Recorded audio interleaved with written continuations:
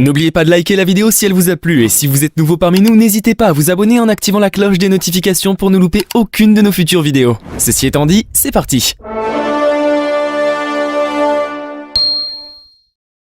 Une relation accomplie n'est pas toujours l'apanage de personnes parfaites. Le couple, c'est la représentation parfaite de l'amour. Quant à l'amour, qu'est-ce qu'il y a de plus extraordinaire et étonnant ?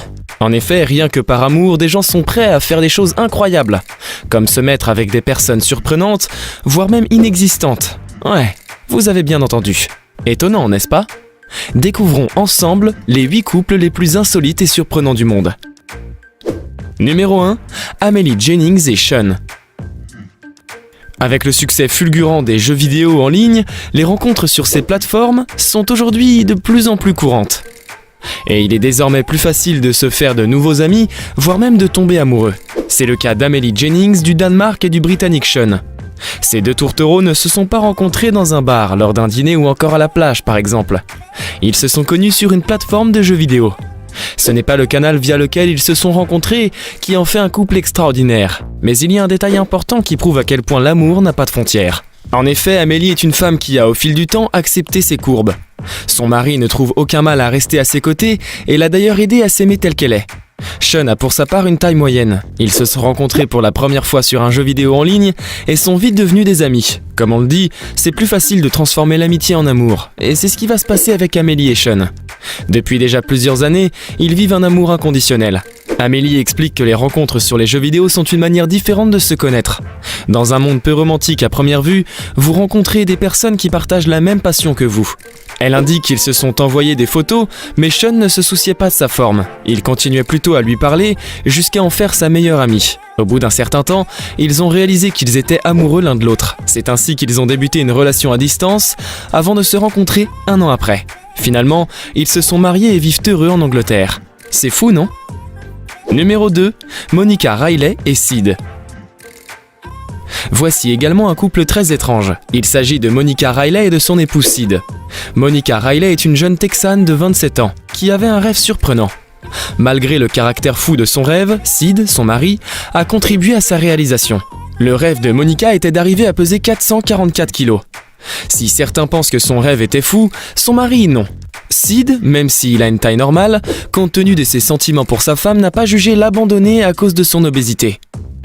Il l'a plutôt aidée en la nourrissant de façon excessive dans le seul but qu'elle atteigne son objectif. Ouais, c'est, surprenant. Mais attendez, ce n'est toujours pas le plus dingue. C'est à l'aide d'un entonnoir que son mari l'aide souvent à consommer des aliments calorifiques.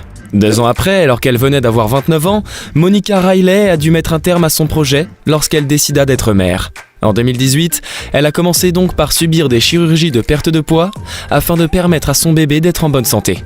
Numéro 3, Joelison Fernandes da Silva et Evem. Joelison Fernandes da Silva est un Brésilien vivant à Assunção, une ville située dans le nord du Brésil. À 21 ans, il mesurait déjà 2,34 mètres. Il n'était pas fier de sa taille parce que celle-ci est due à une tumeur qu'il avait depuis la naissance. Devenu célèbre parce qu'il était l'homme le plus élancé du pays, il a fini par trouver son âme sœur parmi ses admirateurs. Alors qu'il fêtait son anniversaire, Medeiros, l'une de ses fans, lui a envoyé un message pour lui souhaiter un heureux anniversaire sur les réseaux sociaux. Très vite, cette admiration s'est transformée en une relation. Medeiros et Fernandes se sont échangés des numéros, ce qui a abouti à une rencontre. La fille, qui n'avait aussi que 21 ans, ne mesurait qu'1,52 m. Quelques mois après, ils se sont mariés. La surprise malheureuse pour eux est qu'ils ne pouvaient pas avoir d'enfants, compte tenu des antécédents de santé de Fernandes. Ils finiront tout de même par établir un projet pour adopter un enfant. Numéro 4, Philippe et Suzanne. L'amour rend aveugle, dit-on souvent. Eh bien oui, c'est vrai. Philippe, dès sa naissance, avait une forme assez rare.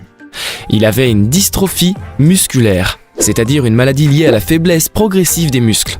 Mais cela ne l'a pas empêché pour autant de vivre sa vie d'homme heureux et épanoui dans un couple. Malgré que sa maladie l'immobilisait dans un fauteuil, cela n'a pas été un obstacle pour Suzanne de faire sa vie avec lui. Philippe avait d'abord attendu pour voir comment allait évoluer sa maladie avant de se lancer dans sa relation. Le coup de foudre est né entre les deux lors de leur première rencontre. 1 an après, l'amour a grandi et les deux se sont mariés. Suzanne aidait de temps en temps son époux à faire ses tâches journalières. Elle avoue même qu'elle n'a jamais songé à croire que son mari est dans une chaise roulante. C'est donc du plaisir pour elle d'être chaque fois à ses côtés. Dans ce cas, Suzanne n'a pas tenu compte du défaut physique de son mari pour l'épouser. Stacy, elle, dans le cas qui va suivre, n'a pas pris en compte de l'âge de son amoureux pour être avec lui. Numéro 5, Tommy Edward Crutchfield et Stacy. Originaire de Floride, Tommy Edward Crutchfield est un Américain qui élève des reptiles. Âgé de 70 ans, il s'est mis en couple avec Stacy, une femme de 37 ans. L'âge de Tommy fait presque le double de l'âge de sa femme. Eh oui, l'amour n'a pas d'âge, même si ça paraît un peu surprenant. Le couple dit qu'il se soucie peu de ce que pourraient penser les gens. Tommy se dit être plus heureux, car selon lui, avoir une femme de moins de 32 ans d'âge que lui est la meilleure des choses qui lui soit arrivée. En réalité, cet amour est né suite à une visite de la dame dans la ferme de l'éleveur. Progressivement, de cette visite amicale est née une affection qui, au fil du temps, s'est transformée en amour. Depuis, ils vivent ensemble et partagent la plupart de leur journée à travailler dans la ferme des reptiles. Numéro 6, Akihiko Kondo et Hatsune Miku. Akihiko Kondo s'est mariée avec la chanteuse virtuelle de J-pop Hatsune Miku, matérialisée par une peluche. Pas moins d'une quarantaine de personnes avaient alors assisté à ce mariage symbolique entre un homme et un personnage de fiction. Juste pour info, les festivités ont tout de même coûté plus de 15 000 €. Hatsune Miku est un personnage de fiction créé en 2007 par Krypton Future Media et est rapidement devenu une icône de la pop japonaise. Ce personnage, dont l'apparence est celle d'une jeune femme de 16 ans, est une véritable star sur YouTube. Celle-ci sort des albums et assure des représentations sous la forme d'un avatar projeté en 2D. Se marier avec un personnage virtuel n'est pas si choquant, tant les nouvelles du genre ne sont pas rares au Japon. Mais pour nous occidentaux, ça fait quand même bizarre. En plus, la question de l'apparition d'une nouvelle minorité sexuelle se pose de plus en plus dans ce pays. Néanmoins, dans le cas d'Akihiko Kondo, l'aventure va bientôt prendre fin. Laissez-moi vous expliquer pourquoi, ça risque de vous surprendre. Malheureusement pour Akihiko Kondo, ce dernier va bientôt perdre sa femme virtuelle. Il faut savoir que lors de la cérémonie, l'homme avait déclaré solennellement jusqu'à ce qu'une mise à jour nous sépare. Avouez que c'est plutôt marrant. Or, le moment de cette tragédie va bientôt arriver, plus précisément au mois de mai 2020. À partir de la date annoncée, le Gatebox d'Akihiko Kondo aura besoin d'un nouveau système afin de pouvoir fonctionner à nouveau. Le fabricant a déjà promis à l'intéressé une nouvelle machine. Néanmoins, qui dit nouvelle machine, dit nouvel hologramme. Ainsi, Akihiko Kondo a annoncé qu'il allait accueillir le nouvel hologramme, mais qu'il n'était pas certain de se remarier. Ah, je ne sais pas trop quoi vous dire. Qu'en pensez-vous? Vous trouvez ça triste? Ou vous comprenez qu'on puisse tomber amoureux d'un personnage fictif? N'hésitez pas à vous exprimer en commentaire. Numéro 7, Elizabeth Hoed et Logan. Vous pensez certainement qu'il s'agit d'une femme et d'un homme, mais vous n'en reviendrez peut-être pas, puisqu'il s'agit aussi d'une femme et d'un chien. Et oui, l'amour a ses raisons que la raison même ignore. Le chien est le meilleur ami de l'homme, mais jusqu'à devenir le mari de quelqu'un, c'est autre chose. C'est Elizabeth Hoed qui nous le démontre. L'union entre elle et son chien Logan est tout simplement étrange. Selon elle, son chien l'a rendue heureuse, ce qui n'a pas été possible avec un homme. Elle confie que de ses précédents mariages, au nombre de 4 au total, aucun homme n'a pu lui procurer le bonheur dont elle rêvait. Tenez-vous bien, la cérémonie a été diffusée en direct sur une chaîne britannique. Numéro 8, Amanda Tigg et Jack Tigg. Amanda a préféré se marier à un pirate, ce qui est très bien. Mais quel pirate? Un pirate au nom de Jack, décédé il y a de cela 300 ans et enterré quelque part en Haïti. Comme tout couple, ils ont connu des hauts et des bas. Tout commença en 2014 où Amanda sentit la présence du pirate pendant qu'elle était seule dans son lit. Par la suite, les choses sont allées si vite qu'ils ont mené 2 ans de relation. Suite à cela, Jack a vu que la relation lui convenait et qu'il ne fallait plus perdre de temps. Il demanda donc Amanda en mariage. Et tout naturellement, celle-ci accepta de devenir sa femme. Pour la cérémonie, elle a loué un bateau et invité ses amis, sa famille, ainsi que ses 5 enfants issus de son précédent mariage. Il y avait même des demoiselles d'honneur. Là, vous vous dites, mais qu'est-ce que tu nous racontes, Nalak? Tu nous dis que le marié est mort il y a 300 ans, mais qu'il était présent au mariage en 2014, il y a un truc qui cloche. Mais attendez, laissez-moi finir. S'il y avait une chose qui manquait à ce mariage, c'était le marié.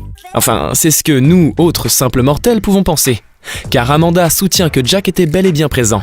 Ouais, en gros, elle peut communiquer avec les morts selon elle. Malheureusement, ce mariage ne fera pas long feu. Ils ont fini par se séparer, car Amanda affirme qu'après le mariage, elle s'est mise à avoir des problèmes de santé très étranges et que cela a pris de l'ampleur avec le temps.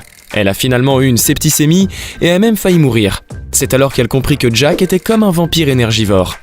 Il avait donc besoin d'une source d'énergie qui se trouvait en elle. Apparemment, il n'y a pas qu'ici que l'intérêt guide le monde. La théorie a également tout son sens dans l'au-delà. Cette vidéo vous a plu? Alors n'oubliez pas le petit pouce en l'air et l'abonnement. Sur ce, je vous dis à très vite dans une prochaine vidéo. Damn.